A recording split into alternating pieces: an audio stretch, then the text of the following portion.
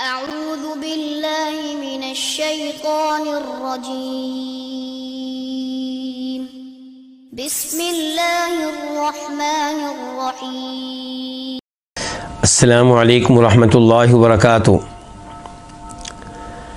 ان الحمد للہ نحمده ونستعینه ونستغفره ونعوذ باللہ من شرور انفسنا ومن سیئات اعمالنا من يهده الله فلا مضل له ومن يضلل فلا هادي له واشهد ان لا اله الا الله وحده لا شريك له واشهد ان محمدا عبده ورسوله.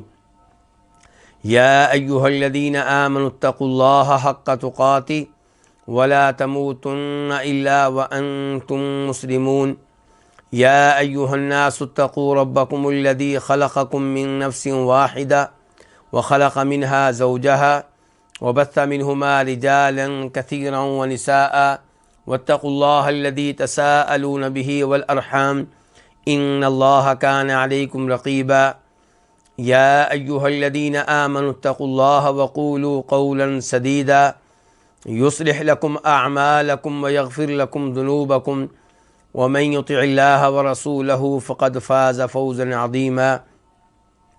أما بعد فإن خير الحديث كتاب الله وخير الهدي هدي محمد صلى الله عليه وسلم وشر الأمور محدثاتها وكل محدثة بدعة وكل بدعة ضلالة وكل ضلالة في النار. کتاب التوحید جس کے مؤلف امام محمد بن عبد الوہاب رحمہ اللہ ہیں، اس میں آج کے درس کا تعلق چھٹے باب سے ہے، الباب السادس، اور چھٹے باب کا عنوان ہے من الشرک لبس الحلقۃ والخیط ونحوہما لرفع البلاء او دفعہ، کہ کسی مصیبت کو دور کرنے کے لیے یا کسی آنے والی مصیبت سے بچنے کے لیے چھلا پہننا اور دھاگا پہننا اور ان دو اعمال جیسے کسی عمل کو اختیار کرنا، یہ شرک میں سے ہے.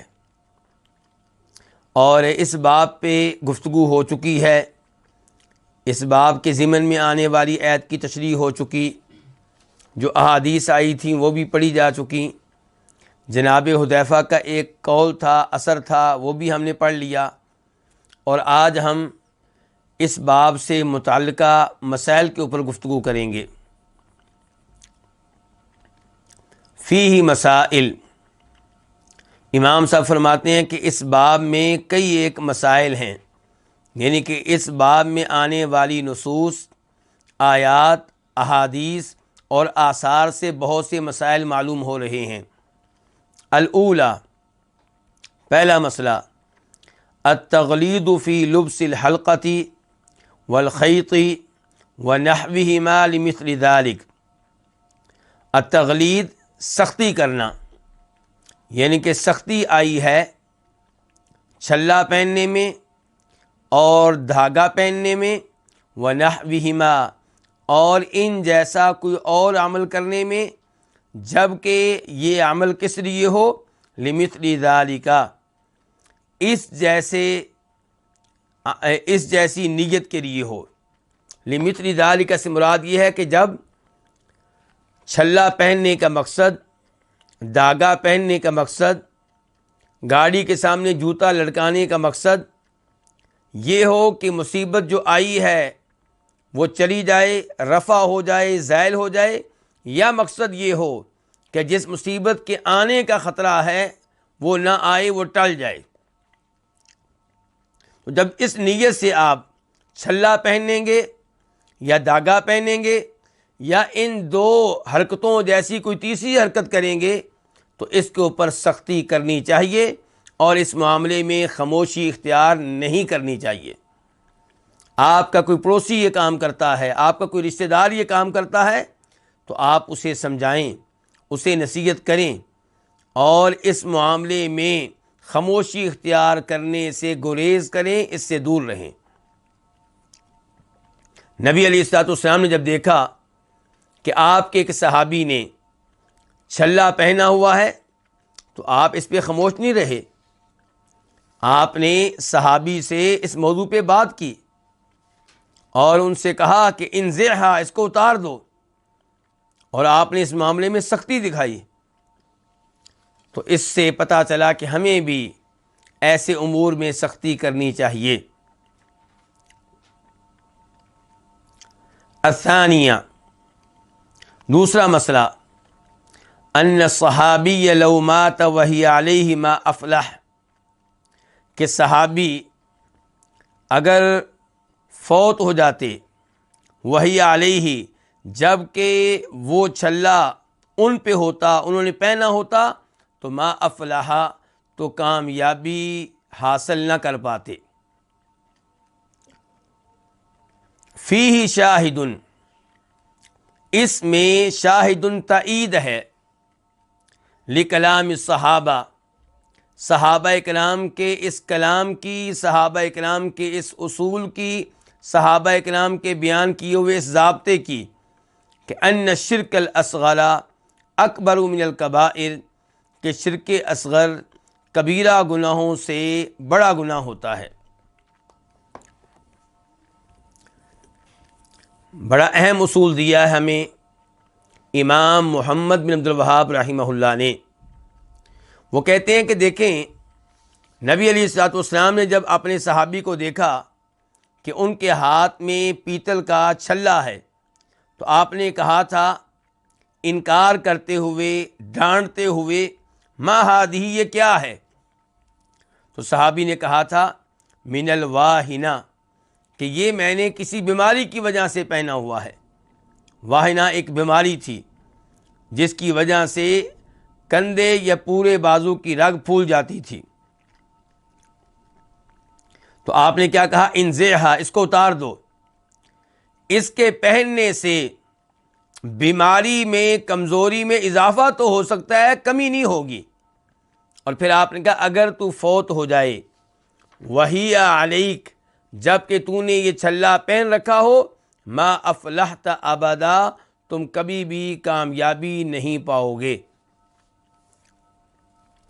تو یہاں سے امام صاحب نے کیا مسئلہ اخذ کیا کہ صحابی بھی اگر یہ حرکت کرتے ہوئے فوت ہو جائیں، یعنی کہ توبہ نہ کریں اور اس کے ساتھ فوت ہو جائیں، تو انہیں فلاح نہیں ملے گی، انہیں کامیابی نہیں ملے گی۔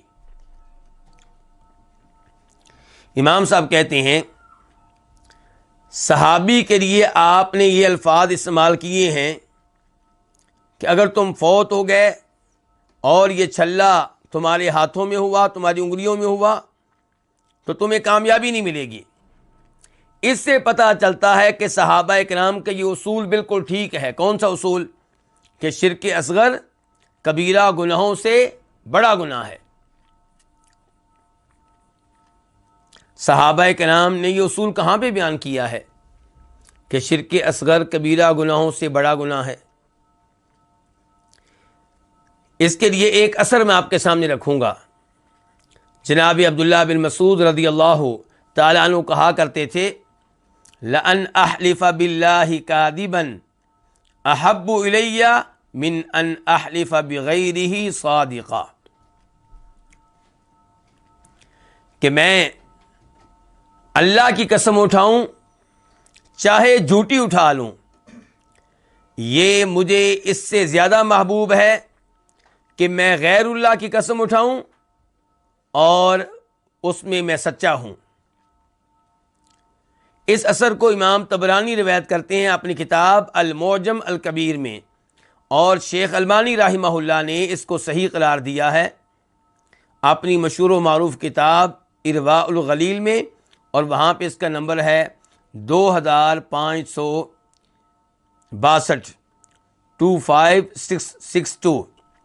2562۔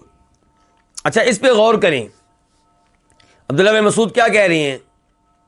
کہتے ہیں کہ میرے پاس اگر دو آپشن ہوں، ایک آپشن یہ ہے کہ میں اللہ کی قسم اٹھاؤں لیکن جھوٹ بولوں، اور دوسری آپشن یہ ہے کہ غیر اللہ کی قسم اٹھاؤں اور سچی اٹھاؤں. اب وہ بھی گناہ ہے، یہ بھی گناہ ہے. جبکہ درست آپشن یہ ہے کہ آپ اللہ کی قسم اٹھائیں اور سچ کہیں. لیکن میرے پاس یہ آپشن نہیں ہے، میرے پاس دو ہی آپشن ہیں. ایک یہ کہ اللہ کی قسم اٹھاؤں اور جھوٹ بولوں، اور دوسرے نمبر پہ یہ کہ غیر اللہ کی قسم اٹھاؤں اور سچ کہوں. تو میں کس آپشن کو اختیار کروں گا، کس آپشن کو پسند کروں گا کہ میں اللہ کی قسم اٹھاؤں چاہے جھوٹی اٹھاؤں. کیونکہ جب اللہ کی قسم اٹھائی جائے گی تو یہ شرک نہیں ہے، یہ توحید ہے. اور اللہ کی قسم اٹھاتے ہوئے جھوٹ بولنا گناہ ہے، کبیرہ گناہ ہے، بڑا گناہ ہے، جہنم میں لے جانے والا گناہ ہے، اس میں کوئی شک و شبہ نہیں ہے. لیکن دوسری طرف کیا ہے؟ دوسری طرف یہ ہے کہ آپ غیر اللہ کی قسم اٹھا رہے ہیں اور سچ بول رہے ہیں، تو غیر اللہ کی قسم اٹھانا کیا ہے؟ شرک ہے. اور غیر اللہ کی قسم اٹھانا کون سا شرک ہے؟ شرک اصغر. تو اس لیے کہہ رہے ہیں امام محمد بن عبد الوہاب رحمہ اللہ کہ صحابہ کرام کو یہ اصول معلوم تھا. صحابہ کرام نے یہ اصول واضح کیا کہ شرک چاہے شرک اصغر ہو، وہ تمام کبیرہ گناہوں سے بڑھ کر جرم ہے. یعنی کہ چوری سے بڑا جرم ہے کہ آپ شرک اصغر کریں، زنا بدکاری سے بڑا جرم یہ ہے کہ آپ شرک اصغر کا ارتکاب کریں.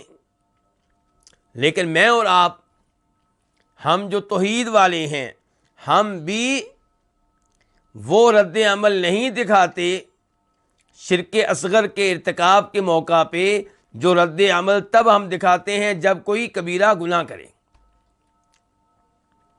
ہمارے سامنے کوئی شراب پی لے تو ہم اس کو مجرم سمجھتے ہیں اور یقیناً وہ مجرم ہے.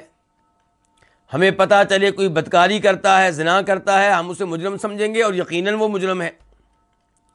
ہمیں پتہ چلے کوئی چوری کرتا ہے، ہم اسے مجرم سمجھتے ہیں اور یقیناً وہ مجرم ہے.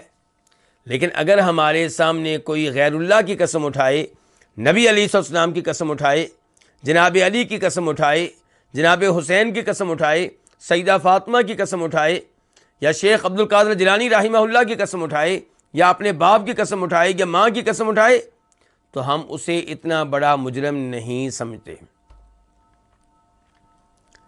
تو اس سے پتہ چلا کہ ہمیں توحید کے بارے میں پڑھنے کی بہت زیادہ ضرورت ہے، اور شرک کے خطرناک ہونے کے بارے میں جاننے کی، علم لینے کی بہت زیادہ ضرورت ہے. تو دوسرا مسئلہ پھر کیا تھا؟ امام صاحب کہتے ہیں کہ یہ صحابی جن کا تذکرہ حدیث میں آیا ہے کہ لو مات، اگر وہ فوت ہو جاتے، وہی علیہ، جب کہ یہ چھلا ان پہ ہوتا، انہوں نے پہنا ہوتا، ما افلحا، وہ فلاح نہ پاتے. اچھا، فلاح نہ پاتے، اس سے کیا پتا چلا شرک اصغر ہے کہ شرک اکبر ہے؟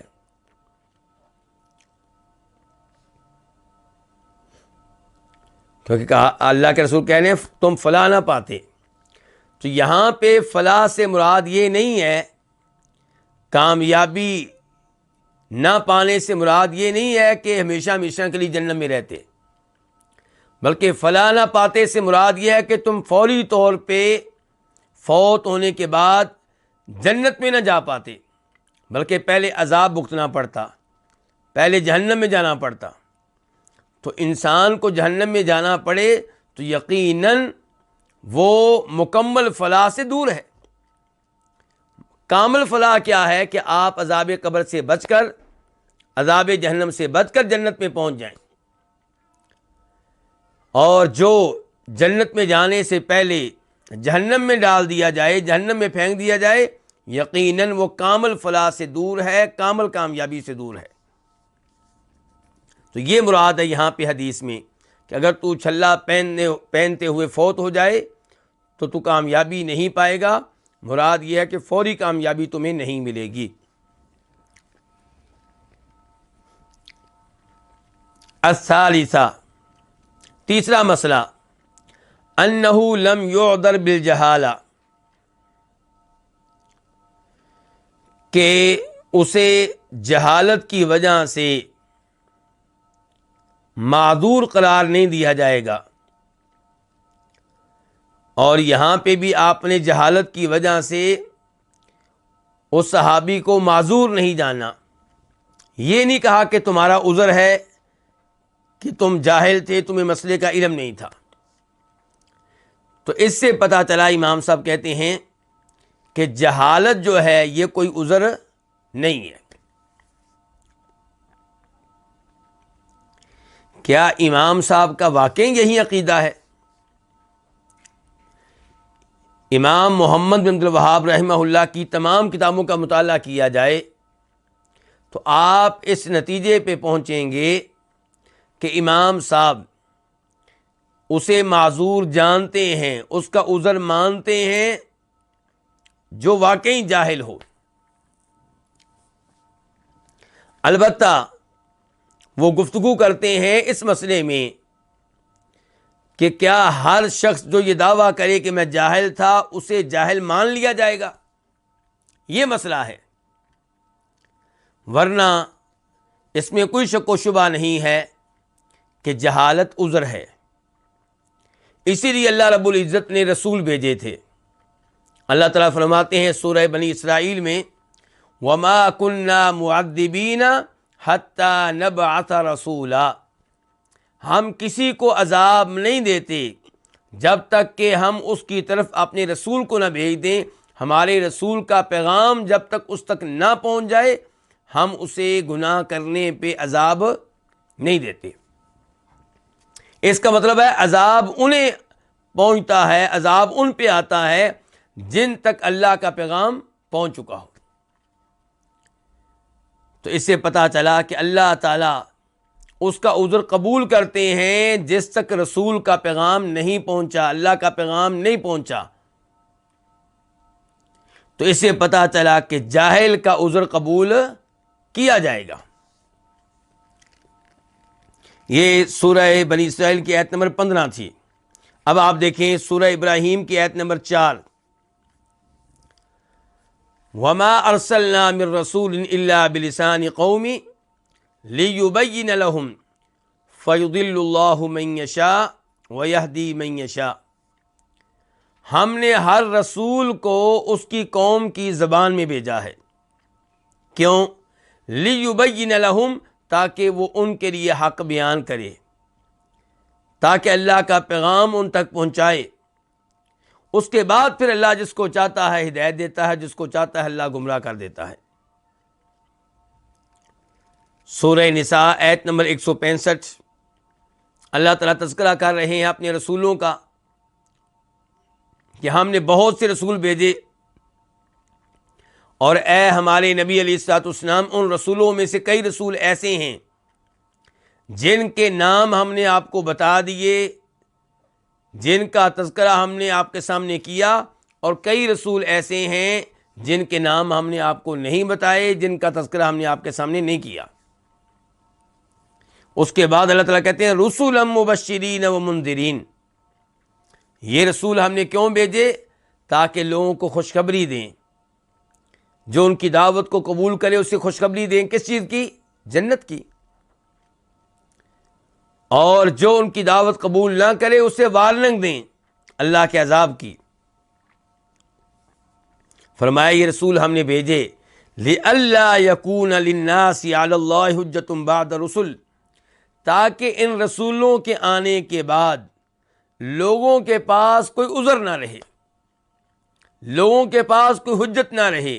کوئی یہ نہ کہے کہ یا اللہ میں شرک میں اس لیے واقع ہو گیا کہ میرے پاس تو کوئی آیا ہی نہیں جو مجھے سمجھائے, میرے پاس تیری کوئی کتاب نہیں آئی, میرے پاس تیرا کوئی پیغام نہیں آیا. تو اللہ تعالیٰ کہتے ہیں ہم نے رسول بھیجے ہی اسی کام کے لیے. اس کا مطلب ہے رسولوں کو بھیجنے کا مقصد کیا تھا؟ کہ لوگوں کے پاس کوئی عذر نہ رہے. کیا عذر؟ کہ ہم جاہل تھے, ہمارے پاس علم نہیں تھا, ہمارے پاس پیغام نہیں پہنچا. اور مسلم شریف کی حدیث ہے والذی نفس محمد بیدی لا يسمع بی احد من هذه الامة یہودی ولا نصرانی ثم يموت ولم يؤمن بالذی ارسلت به الا كان من اصحاب النار. اس ذات کی قسم جس کے ہاتھ میں میری جان ہے، جس یہودی نے میری امت میں سے جس یہودی نے میرے بارے میں سن لیا، جس عیسائی نے میری امت میں سے میرے بارے میں سن لیا، یعنی کہ اس کے کانوں میں یہ بات پہنچ گئی کہ بھئی کوئی نبی آیا ہے جس کا نام محمد ہے صلی اللہ علیہ وسلم، اسے اطلاع کہیں نہ کہیں سے مل گئی کہ ایک صاحب ہیں، ان کا نام محمد ہے، وہ اپنے آپ کو اللہ کا نبی بتاتے ہیں صلی اللہ علیہ وسلم، پھر بھی میرے اوپر ایمان نہ لایا تو ایسا آدمی جہنم میں جائے گا۔ اچھا، اب آپ نے یہاں پہ کس یہودی کے بارے میں کہا کہ جہنم میں جائے گا؟ جس نے آپ کے بارے میں سن لیا۔ اس کا مطلب یہ ہے کہ اگر دنیا میں کوئی ایسا یہودی رہتا ہے، ایسا عیسائی رہتا ہے جس کو دین اسلام کا علم ہی نہیں، قرآن کا علم ہی نہیں، ہمارے نبی کے بارے میں اس نے کوئی سنا ہی نہیں، اس کے کانوں میں کوئی ایسی بات پہنچی نہیں، بالکل نہیں پہنچی، تو اس کے بارے میں آپ یہ نہیں کہہ سکتے کہ یہ پکا جہنمی ہے۔ تو اس کے ساتھ پھر کیا سلوک ہوگا؟ امام ابن القیم رحمہ اللہ نے اس مسئلے پہ تفصیل کے ساتھ گفتگو کی ہے کہ ایسے لوگوں کا امتحان ہوگا کب؟ روز قیامت۔ اللہ تعالیٰ آرڈر دیں گے، مثال کے طور پہ اللہ تعالیٰ کہیں گے کہ یہ جہنم ہے، اس میں داخل ہو جاؤ۔ اب اگر وہ اللہ کی بات مان لیتے ہیں تو وہ امتحان میں کامیاب ہوں گے، اللہ تعالیٰ انہیں جنت میں جگہ دیں گے، اور اگر وہ بات اللہ تعالیٰ کی نہیں مانتے تو امتحان میں ناکام ہوں گے اور ایسے لوگوں کو جہنم میں ڈال دیا جائے گا۔ تو کہنے کا مطلب یہ ہے کہ جہالت ایسا عذر ہے جس کو قبول کیا جائے گا۔ البتہ دنیا میں ہم کیا کریں گے؟ دنیا میں کیا سلوک کریں گے؟ اگر کوئی آدمی کافر ہے، مسلمان ہوا ہی نہیں، تو دنیا میں ہم اس سے سلوک کریں گے کافروں والا۔ ہم اس کی نماز جنازہ نہیں پڑھیں گے یہ دعویٰ کر کے کہ اس بیچارے کو تک اسلام کا پیغام پہنچا ہی نہیں، تو اس لیے اس کی جنازہ پڑھو، اس کی قبر مسلمانوں کے قبرستان میں بناؤ۔ نہیں، بالکل نہیں۔ ہم اس سے سلوک کریں گے کافروں والا، لیکن نام لے کر اسے جہنمی قرار نہیں دیں گے۔ اور اگر مسلمانوں میں سے کوئی ایسا شخص ہے جس سے کوئی کفری عمل ہو جاتا ہے تو ہم اسے نام لے کر کافر قرار نہیں دیں گے اور اس سے سلوک مسلمانوں والا کریں گے۔ اور اس کا آخرت میں معاملہ کیا ہوگا؟ یہ کس کے سپرد؟ اللہ تعالیٰ کے سپرد۔ یہاں پہ میں شیخ الاسلام ابن تیمیہ رحمہ اللہ کی چند عبارتیں آپ کے سامنے رکھنا چاہوں گا، جس سے پتہ چلے گا کہ یہ مسئلہ کتنا حساس ہے، کسی کو نام لے کر کافر قرار دینا، اور کیا جہالت عذر ہے یا نہیں ہے۔ یہ دیکھیں، امام ابن تیمیہ رحمہ اللہ فرماتے ہیں، اور امام صاحب کی عبارت پیش کرنے سے پہلے امام محمد بن عبد الوہاب رحمہ اللہ کی ایک عبارت آپ کے سامنے رکھنا چاہوں گا، اس کا مفہوم آپ کے سامنے رکھنا چاہوں گا کہ جب ان کے بارے میں پروپیگنڈا کیا گیا کہ یہ ہر ایک کو کافر کہہ دیتے ہیں، جو بھی ان کی جماعت میں شامل نہ ہو، ان کے پاس نہ آئے، ان کا شاگرد نہ بنے، ان کی گفتگو نہ سنے، اسے کافر قرار دے دیتے ہیں۔ تو امام صاحب نے کہا تھا کہ میں تو اسے بھی کافر نہیں کہتا جو شیخ عبد القادر جیلانی رحمہ اللہ کی قبر پہ بنے ہوئے بت کی عبادت کرتا ہے، تو میں تو اسے بھی نام لے کے کافر نہیں کہتا، تو میں اسے کیسے کافر کہہ سکتا ہوں جو مسلمان ہے لیکن میرے پاس نہیں آیا، میرا نہیں بنا، میرا ساتھی نہیں بنا۔ تو کیا کہہ رہے ہیں کہ میں تو اسے بھی کافر نہیں کہتا جو شیخ عبد القادر جیلانی رحمہ اللہ کی قبر پہ بنے ہوئے بت کی عبادت کرے یا شیخ بدوی کی قبر پہ بنے ہوئے بت کی عبادت کرے۔ اس سے آپ اندازہ لگا سکتے ہیں کہ امام محمد بن عبد الوہاب رحمہ اللہ نام لے کر تحدید کر کے کسی کو کافر قرار دینے میں جذباتی نہیں تھے، بلکہ اس معاملے بڑی احتیاط کرتے تھے۔ اب آپ دیکھ لیں امام ابن تیمیہ رحمہ اللہ کو کسی مسئلے پہ گفتگو کرتے ہوئے کہتے ہیں، ما انی فی عمری الی ساعتی ہذہ لم ادع احدا قط فی اصول الدین الی مذہب حنبلی وغیر حنبلی ولن انتصرت لذلك ولا اذکرہ فی کلامی، کہ میں عمر کا ایک حصہ گزار چکا ہوں اور آج تک میں نے کسی کو بھی عقیدے کے مسائل میں حنبلی مذہب اختیار کرنے کی دعوت نہیں دی۔ میں نے کسی سے یہ نہیں کہا کہ حنبلی بن جاؤ، اور نہ ہی کسی اور مذہب کی دعوت دی ہے کہ وہ والا مذہب اختیار کر لو، اور نہ ہی کبھی میں نے مذہب حنبلی کی نصرت کی ہے، اور نہ ہی میں ایسی چیزیں اپنی گفتگو میں ذکر کرتا ہوں۔ ولا اذکر الا متفق علیہ سلف الامت و ائمتها، میں تو وہ چیزیں ذکر کرتا ہوں جن چیزوں پہ امت کے سلف کا اور اس امت کے بڑے بڑے اماموں کا اتفاق ہے۔ وقد قلت لهم غیر مرہ، اور میں نے اپنے مخالفین سے ایک نہیں کئی بار کہا ہے۔ کیا کہا ہے؟ انا امہل، میں مہلت دیتا ہوں، من یخالفنی، میں ان لوگوں کو مہلت دیتا ہوں جو میرے کیا ہیں؟ مخالف ہیں۔ مہلت کتنی؟ 3 سنین، کتنے سال؟ 3 سال مہلت۔ ان جاء بحرف واحد عن احد من ائمة القرون الثلاثة یخالف ما قلته فانا اقر بذلك، کہ میرے مخالفین میں سے کوئی بھی پہلی 3 صدیوں میں گزرے ہوئے اماموں سے کوئی ایک حرف ایسا ثابت کر دے جو اس عقیدے کے خلاف ہو جو میں پیش کرتا ہوں، تو میں وہ قول مان لوں گا، سلف کا وہ قول میں مان لوں گا اور اپنا عقیدہ چھوڑ دوں گا۔ کتنی بڑی بات کہہ رہے ہیں ابن تیمیہ، یہ کوئی معمولی بات نہیں ہے۔ کہہ رہے ہیں پہلی 3 صدیوں میں کسی امام سے کوئی ایک ایسا حرف ثابت کر دیں جو اس عقیدے کے خلاف ہو جو میں بیان کرتا ہوں۔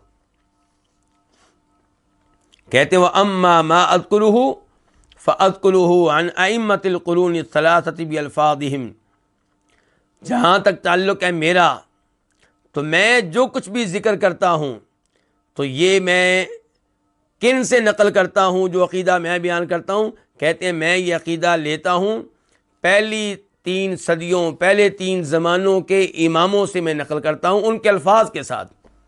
ان کہ میرا عقیدہ وہ ہے جو کن کا ہے؟ صحابہ کرام کا۔ میرا عقیدہ وہ ہے جو تابعین کا، میرا عقیدہ وہ جو تبع تابعین کا ہے۔ آگے چل کے کہتے ہیں ھذا مع انی دائما ومن جالسنی یعلم ذلك منی انی من اعظم الناس نہیا عن ان ينسب معین الى تکفیر وتفسیق ومعصیہ، کہ میں ہمیشہ، اور جو میری مجلس میں بیٹھتے ہیں وہ یہ بات جانتے ہیں کہ میں ہمیشہ سب سے زیادہ روکتا ہوں اس بات سے کہ کسی آدمی کو اس کی تحدید کر کے کافر قرار دیا جائے، یعنی کہ کہا جائے فلاں آدمی کافر ہے، یا فلاں آدمی فاسق ہے، یا فلاں آدمی نافرمان ہے۔ نہیں، میں اسے روکتا ہوں۔ ایک تو یہ ہے کہ میں خود نہیں کرتا، ایک ہے کہ لوگوں کو بھی روکتا ہوں میں تو اس سے۔ الا اذا علم، یہ الفاظ ابھی جو میں پڑھنے لگا ہوں ان کا تعلق ہے ہمارے آج کے موضوع سے۔ کہتے ہیں الا اذا علم انه قد قامت علیہ الحجۃ الرسالیہ التي من خالفها كان كافرا تارة وفاسقا اخرى وعاصیا اخرى، ہاں کسی کو اس کی تحدید کر کے آپ تب کافر کہہ سکتے ہیں، تب فاسق کہہ سکتے ہیں، تب نافرمان کہہ سکتے ہیں جب یہ بات اچھی طرح معلوم ہو جائے کہ اس آدمی تک رسولوں کا پیغام پہنچا ہے، رسولوں نے خود پہنچایا، نبی علیہ السلام نے خود پہنچایا، یا آپ کے نائب نے، علماء میں سے کسی نے پہنچایا۔ وہ پیغام آپ کا، وہ آپ کی حجت پہنچی ہے جس کی مخالفت کی جائے تو انسان کافر ہو جاتا ہے، یا فاسق ہو جاتا ہے، یا نافرمان ہو جاتا ہے۔ تو کہہ رہے ہیں دیکھیں، اس کا مطلب ہے ابن تیمیہ بھی یہ سمجھتے ہیں کہ جو جاہل ہے اسے معذور جانا جائے گا۔ کہتے ہیں کسی کو کافر آپ تب کہیں گے فاسق تب کہیں گے، نافرمان تب کہیں گے جب آپ کو یقین ہو جائے کہ اس تک دین پہنچا ہے، حدیث پہنچی ہے، قرآن کی آیت پہنچی ہے۔ وَإِنِّي أُقَرِّرُ أَنَّ اللَّهَ قَدْ غَفَرَ لِهَذِهِ الْأُمَّةِ خَطَأَهَا، میں تو یہ بات کہتا ہوں کہ اللہ نے اس امت کی خطا کو معاف کر دیا ہے، غلطی کو معاف کر دیا ہے، اور غلطی چاہے اس کا تعلق عقیدے کے مسائل سے ہو، چاہے اس کا تعلق فقہ کے مسائل سے ہو۔ کہتے ہیں کہ وَمَا زَالَ السَّلَفُ يَتَنَازَعُونَ فِي كَثِيرٍ مِّنْ هَذِهِ الْمَسَائِلِ، سلف میں ان مسائل میں سے بہت سے مسائل میں باہم اختلاف تھا۔ وَلَمْ يَشْهَدْ أَحَدٌ مِّنْهُمْ عَلَىٰ أَحَدٍ لَا بِكُفْرٍ وَلَا بِفِسْقٍ وَلَا مَعْصِيَةٍ، لیکن سلف میں سے کبھی کسی نے دوسرے کو کافر قرار نہیں دیا، فاسق قرار نہیں دیا، نافرمان قرار نہیں دیا۔ ایک مثال لے لیں، کہتے ہیں امام شریح جو ہیں وہ بل عجیبتا ویسخرون، یہی مشہور قرات ہے نا، تو اس میں ایک قرات کیا، بل عجیبتو ویسخرون، کہ اے اللہ کے نبی مجھے تعجب ہے، کون کہہ رہے ہیں؟ اللہ تعالیٰ۔ مشہور قرات کیا ہے، بل عجیبتا، کہ آپ کو تعجب ہے، جبکہ ایک قرات یہ ہے کہ اللہ تعالیٰ کہہ رہے ہیں مجھے تعجب ہے۔ اب اللہ تعالیٰ کسی بات پہ تعجب کریں تو یہ چیز اتنی جلدی ہضم نہیں ہوتی، کیونکہ اللہ تو خالق ہے۔ تعجب وہ کرے جس کو کسی چیز کا پہلے علم نہ ہو، جس کو سرپرائز ملے، کوئی چیز اچانک اس کے علم میں آئے۔ تو شریح نے کہا یہ قرات سن کر کہ اللہ تعالیٰ تعجب نہیں کرتے، تو یہ بات جب پہنچی امام ابراہیم النخعی کو، وہ کہنے لگے جو شریح جو ہیں یہ ایک شاعر ہیں اور انہیں بس اپنے علم پہ ناز ہے، ورنہ عبداللہ بن مسعود جو تھے وہ شریح سے زیادہ علم والے تھے اور وہ یہ پڑھا کرتے تھے بل عجیبتو ویسخرون۔ اب دیکھیں یہاں پہ شریح کو کافر نہیں کہا گیا کہ جناب یہ قرآن کی قرات کا انکار کر رہے ہیں، لیکن ویسے اصول یہی ہے کیا کہ جو قرآن کی کسی بھی آیت کا ایک بھی حرف کا انکار کرے وہ کیا ہے؟ وہ کافر ہے۔ لیکن شریح نے جب اس قرات کا انکار کیا تو کیا ان کو نام لے کر تحدید کر کے کافر قرار دیا گیا؟ بالکل نہیں۔ پھر آگے اور بھی مثالیں ذکر کرتے ہیں، لیکن میں یہ بیان کرنا چاہتا ہوں کہ ابن تیمیہ رحمہ اللہ یہ کہہ رہے ہیں کہ جہالت ایک عذر ہے، اور یہ عقیدہ رکھا جائے گا کہ جو جاہل ہے، جس کو ذرا بھی علم نہیں ہو سکا اور اس نے کمی کوتاہی بھی نہیں کی، تو اس کا عذر قبول کیا جائے گا۔ لیکن ایک آدمی ایک ایسے ماحول میں رہتا تھا جہاں وہ دین سیکھ سکتا تھا، قرآن سیکھ سکتا تھا، لیکن اس نے کمی کی، کوتاہی کی، سستی کی، نہیں حاضر ہوتا رہا، پھر وہ کفر کرتا ہے، تو جہالت یہاں پہ عذر نہیں ہے۔ اس لیے میں نے کیا گزارش کی تھی کہ امام محمد بن الوہاب رحمہ اللہ جہالت کو عذر مانتے ہیں، لیکن کون سی چیز جہالت ہے کون سی نہیں ہے اس میں مسئلہ ہے۔ یہ امام ابن تیمیہ کہہ رہے ہیں کہ وہ تکفیر ہوا من الوعید، کسی کو کافر قرار دینا یہ کیا ہے؟ یہ وعید ہے۔ فَإِنَّهُ وَإِنْ كَانَ الْقَوْلُ تَكْذِيبًا لِمَا قَالَهُ الرَّسُولُ صلی اللہ علیہ وسلم، کہتے ہیں کہ کبھی انسان جو بات کرتا ہے اس بات میں تکذیب ہوتی ہے نبی علیہ السلام کی حدیث کی، اور اللہ کے نبی کی حدیث کی تکذیب کرنا کیا ہے؟ کفر ہے۔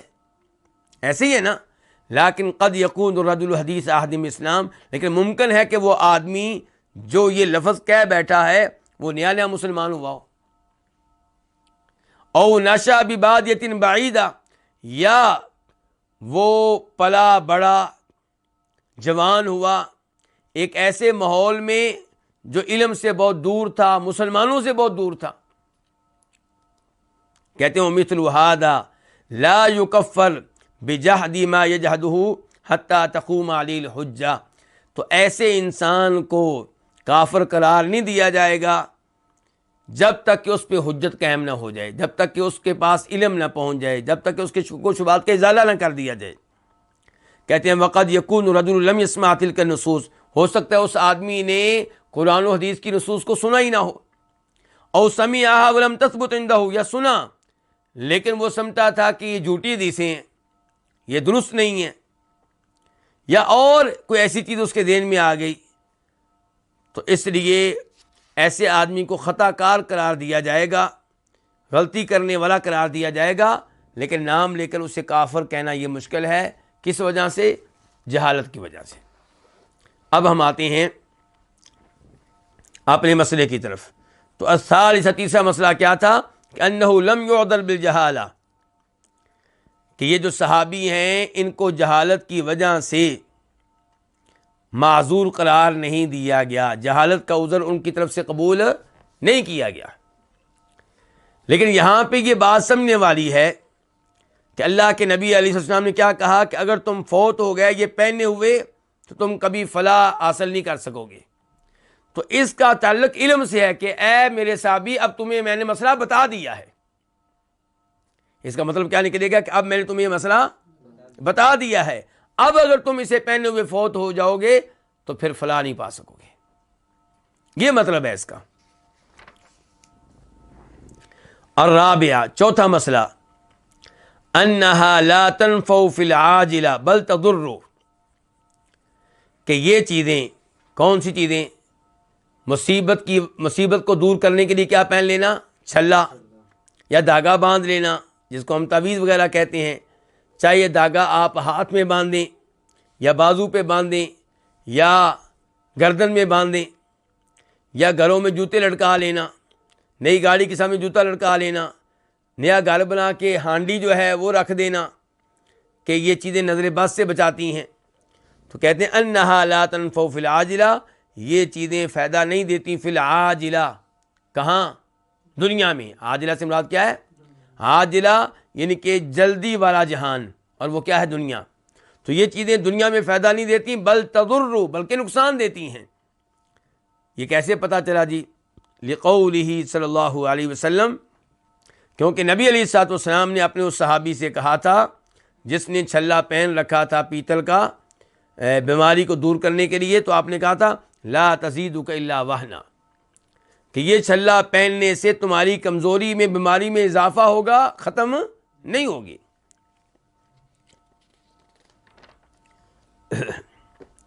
الخامسہ، پانچواں مسئلہ، الانکار بالتغلیظ علی من فعل مثل ذلک، سختی کے ساتھ انکار کرنا اس شخص پہ جو اس طرح کی حرکت کرے، جو اس طرح کا کام کرے۔ نبی علیہ السلام نے اپنے صحابی پہ یہاں سختی کی یا نہیں کی؟ سختی کی آپ نے۔ تو اس کا مطلب یہ ہے کہ جو بھی تعویذ پہنے یا مصیبت سے بچنے کے لیے چھلا وغیرہ پہنے، پیر صاحب کا دیا ہوا کوئی دھاگا پہن لے، یا گاڑی کے سامنے جوتا لٹکا لے تاکہ نظر نہ لگے، نئے مکان کے سامنے جوتا لٹکا لے تاکہ نظر نہ لگے، اس قسم کی حرکت جو کرے اس پہ سختی کے ساتھ کیا کیا جائے گا؟ انکار کیا جائے گا۔ اور یہیں سے میں نے پچھلے درس میں ایک بات بیان کی تھی لیکن مکمل بیان نہیں کر سکا تھا، شاید کئی بھائیوں کے ذہنوں میں اشکال ہو۔ میں نے کہا تھا کہ اپنے گھر میں بھی قرآن کریم کی آیت لکھ کر لٹکا لینا، اگر مقصد یہ ہے کہ اس کی وجہ سے گھر مصیبتوں سے دور رہے گا، چوری سے محفوظ رہے گا، آگ لگنے سے محفوظ رہے گا، تو یہ تعویذ ہے اور یہ عمل بھی درست نہیں ہے۔ اور اگر آپ نے اپنے گھر میں قرآن کریم کی آیت اس لیے لکھ کر لٹکائی ہے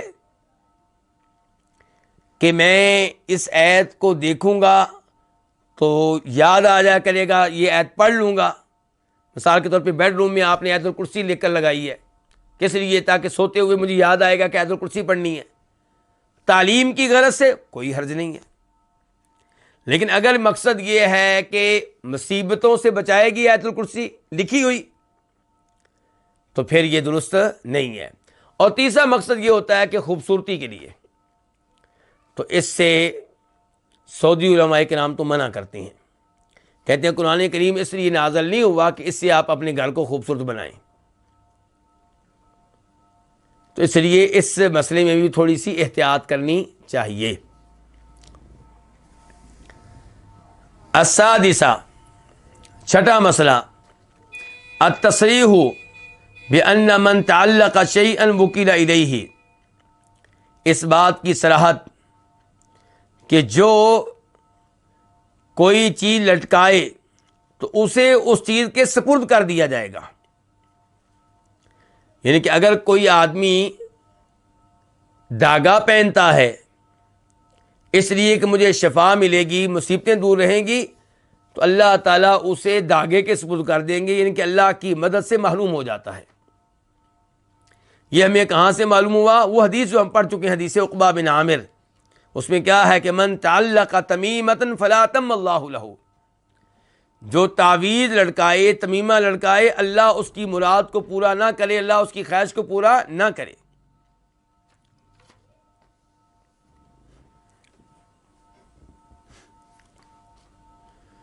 اور مزید اس موضوع پہ حدیث آ رہی ہے کہ جو آدمی کوئی چیز لٹکائے، یعنی کہ شفا کی غرض سے، مصیبت سے بچنے کے لیے، تو اسے اسی چیز کے سپرد کر دیا جاتا ہے۔ السابعہ، ساتواں مسئلہ، التصریح بأن من تعلق تمیمۃ فقد اشرک، اس بات کی صراحت کہ جو تمیمہ لڑکائے تو اس نے شرک کیا۔ اس نے کیا کیا؟ شرک کیا۔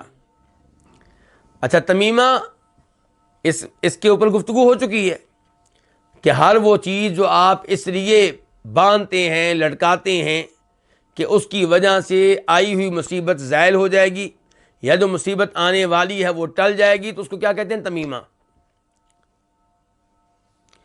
تو یہاں پہ صراحت آئی ہے کہ جو تمیمہ لٹکائے گا وہ شرک کرے گا، اور یہ حدیث ہم پڑھ چکے ہیں کہ من علق تمیمۃ فقد اشرک، اس کے راوی بھی عقبہ بن عامر جوہنی ہیں، اور یہ وہی حدیث ہے جس میں میں نے بتایا تھا کہ اللہ کے نبی کے پاس صلی اللہ علیہ وسلم 10 لوگ آئے تھے، مسند احمد کی روایت، آپ نے 10 میں سے 9 سے بیعت لی اور ایک سے نہیں لی۔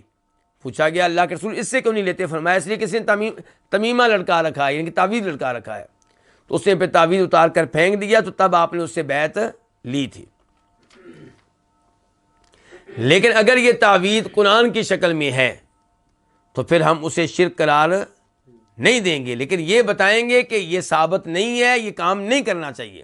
قرآن کریم سے شفا لیں پڑھ کر، قرآن کریم سے شفا لیں دم کر کے، قرآن کریم سے شفا لینا گلے میں لٹکا کر، یہ چیز نبی علیہ الصلوۃ والسلام اور آپ کے عظیم صحابہ کرام سے کسی صحیح سند کے ساتھ ثابت نہیں ہے۔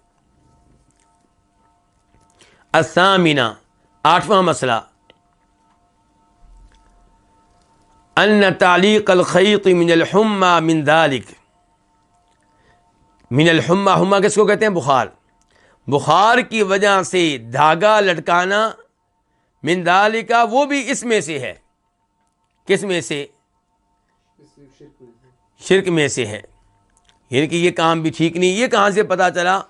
یہ جو باب میں ہم نے آخری اثر پڑھا تھا، کس کا؟ جناب حذیفہ کا رضی اللہ تعالیٰ عنہ، کہ انہوں نے ایک آدمی کو دیکھا، اس کے ہاتھ میں دھاگا تھا، تو انہوں نے اس کو کاٹ دیا، اور دھاگا بخار کی وجہ سے تھا، تو یہ آیت پڑھی، وَمَا يُؤْمِنُ أَكْثَرُهُم بِاللَّهِ إِلَّا وَهُمْ مُشْرِكُونَ، ایمان لانے والوں کی اکثریت شرک میں مبتلا ہوتی ہے۔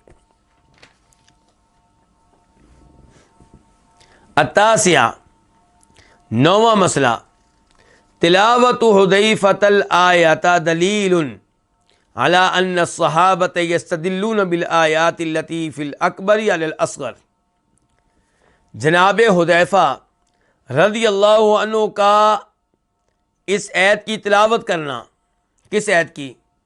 کہ ایمان لانے والوں میں سے اکثر کیا کر رہے ہوتے ہیں؟ شرک کر رہے ہوتے ہیں۔ یہ آیت انہوں نے کس چیز پہ پڑھی تھی؟ یعنی کہ اس آدمی کے لیے پڑھی تھی جس نے اپنے ہاتھ میں دھاگا باندھ رکھا تھا بخار سے بچنے کے لیے، ایسے ہی ہے نا، بخار کی وجہ سے دھاگا پہن رکھا تھا۔ اب بخار کی وجہ سے دھاگا پہن لینا اس کو وہ کیا سمجھتا ہے کہ یہ سبب ہے، تو یہ کیا ہوا؟ شرک اصغر ہوا۔ لیکن جو آیت اس کے اوپر پڑھی گئی ہے وہ کون سی؟ شرک اکبر والی۔ تو کہتے ہیں کہ حذیفہ رضی اللہ عنہ کا اس آیت کی تلاوت کرنا دلیل ہے اس بات پہ کہ صحابہ کرام یستدلون بالآیات التی فی الاکبر، وہ دلیل بنایا کرتے تھے ان آیات کو جو شرک اکبر کے بارے میں ہے، دلیل کہاں بناتے تھے؟ شرک اصغر پہ۔ شرک اصغر سے منع کرنے کے لیے وہ آیتیں پڑھ دیتے تھے جو دراصل کس بارے میں ہے؟ شرک اکبر کے بارے میں۔ میں بتا چکا ہوں پہلے، شرک اصغر کا ارتکاب کرنے والا مسلمان ہے، دین اسلام سے خارج نہیں ہوتا، لیکن شرک اکبر کا ارتکاب کرنے والا مسلمان نہیں رہتا۔ تو آپ جو آیتیں شرک اکبر کے بارے میں ہیں، صحابہ کرام انہیں دلیل بنا لیتے تھے شرک اصغر کے معاملے میں بھی، اور یہی کچھ کیا کس نے؟ جناب حذیفہ نے۔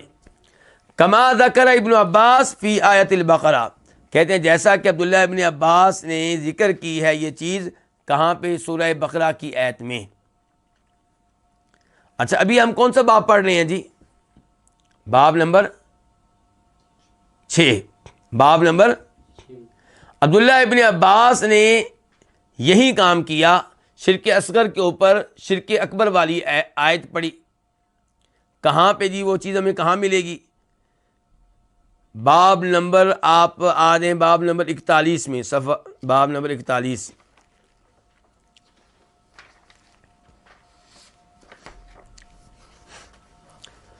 باب نمبر 41 کیا ہے؟ باب قول اللہ تعالی، باب ہے اللہ کا یہ فرمان کہ فلا تجعلوا للہ اندادا وانتم تعلمون، کسی کو اللہ کا شریک نہ بناؤ جبکہ تم جانتے ہو کہ اللہ کا شریک کوئی نہیں ہے۔ اب یہ آیت شرک اصغر کے بارے میں کہ اکبر کے بارے میں؟ اکبر کے بارے میں۔ اچھا، عبداللہ ابن عباس اس آیت کی تفسیر میں کیا کہتے ہیں؟ کہتے ہیں الانداد هو الشرک، کسی کو اللہ کا شریک بنانا یہ کیا ہے؟ شرک ہے۔ اخفا من دبیب النمل علی صفات سوداء فی ظلمۃ اللیل، یہ اندھیری رات میں سیاہ چٹان پہ چیونٹی کے رینگنے سے زیادہ مخفی ہے۔